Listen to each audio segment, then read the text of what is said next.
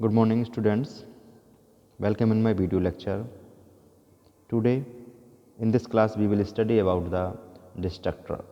आज हम BCA third semester के इस क्लास में देखेंगे डिस्ट्रक्टर के बारे में.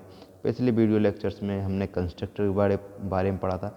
जैसा कि इसके नाम से पता चल रहा है, कंस्ट्रक्टर यानी किसी चीज़ को कंस्ट्रक्ट करना और डिस्ट्रक्टर यानी किसी चीज़ को डिस्ट्रॉय करना. ठीक है. It is also a member function of A class. जैसा कंस्ट्रक्टर हमारी क्लास का मेंबर फंक्शन था, वैसे ही डिस्ट्रक्टर भी हमारे क्लास का मेंबर फंक्शन होता है. Use to destroy an already created object. किसी ऑलरेडी क्रिएटेड जो ऑब्जेक्ट हमारे पहले से क्रिएटेड हो, उसे डिस्ट्रॉय करने के लिए हमें डिस्ट्रक्टर की ज़रूरत होती है. इट इज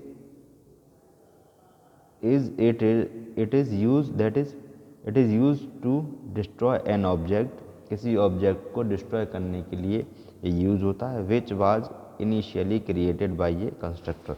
जो कि कंस्ट्रक्टर के द्वारा क्रिएट होता है. इनिशियली जो ऑब्जेक्ट हमारा इनिशियली कंस्ट्रक्टर के द्वारा क्रिएट किया गया है, उसे डिस्ट्रॉय अगर करना हो तो हम डिस्ट्रक्टर का यूज़ करेंगे.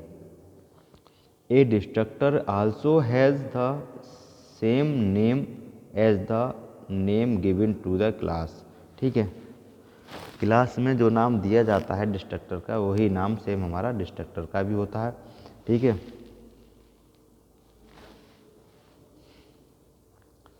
द नेम ऑफ डिस्ट्रक्टर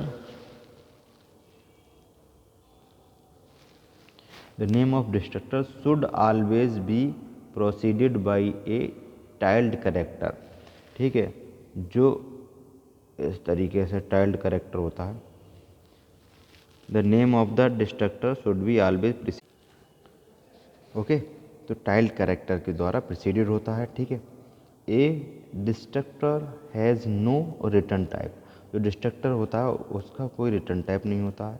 ठीक है. A destructor can't be parameterised. जैसे कंस्ट्रक्टर हमारा पैरामीटराइज होता है. पैरामीटराइज का मतलब क्या है कि इसमें कोई भी आर्गूमेंट हमारा पास नहीं होता है, कोई आर्गूमेंट नहीं होता. जैसे पिछले वीडियो लेक्चर में ही मैंने बताया था आपको कि जो पैरामीटराइज कंस्ट्रक्टर होता है उसमें हम आर्गूमेंट पास करते हैं, आर्गूमेंट्स को वो फॉलो करता है, होल्ड करता है. ठीक है. लेकिन जो डिस्ट्रक्टर होता है वो आर्गूमेंट्स को होल्ड नहीं करता, ना फॉलो करता है, यानी कि ये पैरामीटराइज नहीं हो सकता है. यानी कि ये डिस्ट्रक्टर कांट बी पैरामीटराइज्ड, यानी कि आर्गूमेंट इसमें नहीं हो सकता है. ठीक है. Clear. A destructor is automatically invoked whenever an object created within a function is destroyed at the time of completion of execution of function. ठीक है. जो डिस्ट्रक्टर है ऑटोमेटिकली इन्वोक हो जाता है कब? जब हमारा ऑब्जेक्ट क्रिएटेड है किसी फंक्शन के द्वारा.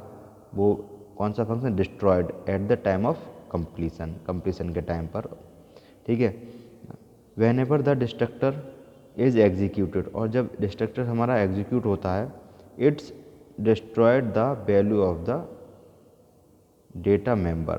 तब ये डेटा मेंबर की वैल्यू को भी डिस्ट्रॉय कर देता है. ऑफ द ऑब्जेक्ट के डेटा मेंबर की वैल्यू को ये डिस्ट्रॉय कर देता है. ठीक है. And return the memory space to operating system. और जो मेमोरी स्पेस हमारा बचता है वो उसे ऑपरेटिंग सिस्टम को रिटर्न कर देता है. A class can't have more than one destructor. एक क्लास में केवल एक ही डिस्ट्रक्टर हमारा हो सकता है. एक से ज़्यादा डिस्ट्रक्टर ये क्लास हमारा नहीं रख सकता, नहीं उसमें नहीं होते हैं. ठीक है. It should also a public member of class. जो डिस्ट्रक्टर है वो क्लास का पब्लिक मेंबर होना चाहिए. ठीक है. क्लास का पब्लिक मेंबर डिस्ट्रक्टर को होना चाहिए. यूजुअली ये destructor has no statement written inside it. प्राय जो डिस्ट्रक्टर होते हैं नॉर्मली उनके अंदर कोई भी हमारा स्टेटमेंट नहीं होता. But we can write formally output statement within a destructor. ठीक है. लेकिन हम चाहें तो डिस्ट्रक्टर के अंदर फर्मली आउटपुट स्टेटमेंट को लिख सकते हैं। ठीक है, तो ये तो हम हुआ हमारा डिस्ट्रक्टर का मतलब क्या है, किसी भी ऑब्जेक्ट को अगर हमें डिस्ट्रॉय करना हो तब हम डिस्ट्रक्टर का यूज़ करते हैं। और एक याद रखना, डिस्ट्रक्टर हमारा रिटर्न टाइप नहीं होता है और पैरामीटराइज्ड नहीं हो सकता है। ठीक है, यानी कि आर्गुमेंट नहीं फॉलो करता है या होल्ड करता है। ठीक है, एक एग्जाम्पल की अगर हम बात करें तो देखते हैं ये एग्जाम्पल।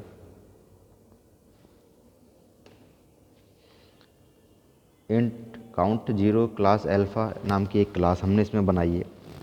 ठीक है, जो भी इसके स्टेटमेंट में वो हमने दे दिए, count plus plus object created count. ठीक है, अल्फ़ा ये कंस्ट्रक्टर बनाया हमने। ठीक है, ये क्या है,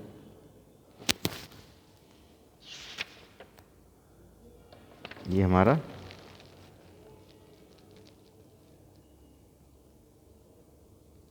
कंस्ट्रक्टर हो गया। और ये यहाँ जा इसके यूज़ से, ठीक है, ये हमारा हो गया डिस्ट्रक्टर। ओके,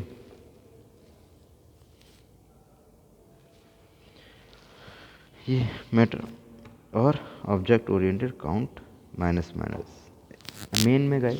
जो इसकी कोडिंग है वो इस तरीके से हम सी आउट, ठीक है, अल्फ़ा ए, ये तो कोडिंग पार्ट हमारा आ गया। इस तरीके से हम किसी भी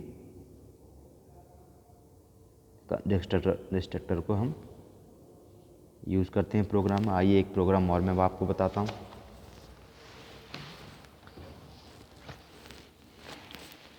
ये प्रोग्राम है हमारा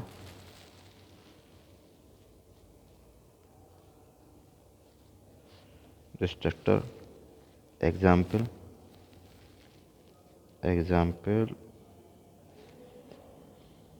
टू अंडरस्टैंड द डिस्ट्रक्टर। ठीक है,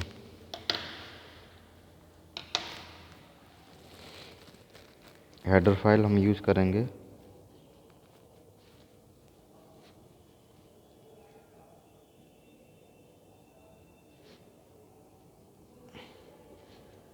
ओके, इंक्लूड conio.h। क्लियर, एक क्लास हमने ले लिया, चलो एक क्लास हमने ले लिया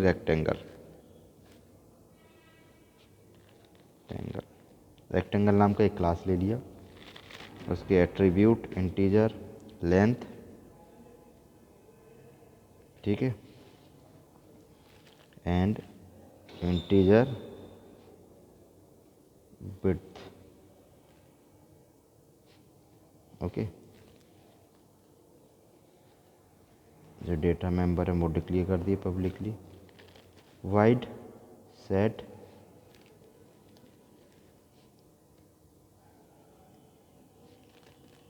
dimension, okay, integer L and integer B, ये हमारा clear. LENG length equal to L है यहाँ पर, breadth equal to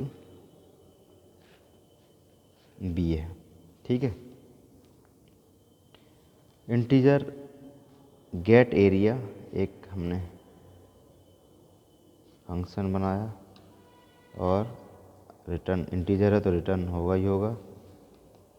LENGTH area का formula length into width. Okay, then rectangle, ये हमने कंस्ट्रक्टर, अब ये हमारा आ गया, यहाँ कंस्ट्रक्टर हो गया ये। ठीक है, सी आउट, इसका जो स्टेटमेंट है वो लिख दिया हमने।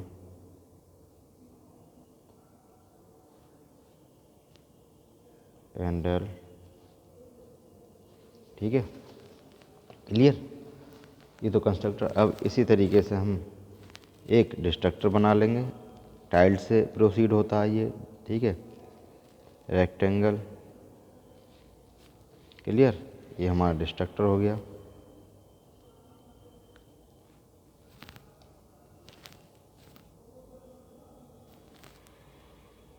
सी आउट डिस्ट्रक्टर,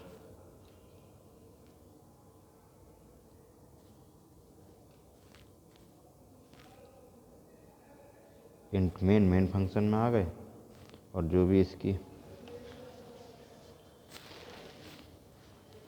कॉन्सेप्ट है गेट एरिया करने के लिए और वो करने के लिए, तो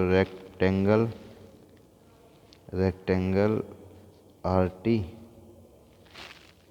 ठीक है, तो r t dot get, r t dot sorry पहले तो डायमेंशन सेट होंगे ना, r t dot set dimension 7,4 दे दिए, चलो c out r t dot get area, okay, and l return 0 get c h, okay clear. तो यहाँ ये डिस्ट्रक्टर हमारा ये हो गया, ये इस तरीके से हमारा डिस्ट्रक्टर, ठीक है, तो क्लियर। यहाँ ये कंस्ट्रक्टर, इसको हमने डिस्ट्रक्ट कर दिया इसी को, और जो हमारा कॉन्सेप्ट है वो क्लियर हो गया। तो ये था हमारा एग्जाम्पल ऑफ डिस्ट्रक्टर। आज के वीडियो लेक्चर में इतना ही, कल हम आगे नेक्स्ट टॉपिक के बारे में बात करेंगे। Okay, thank you students.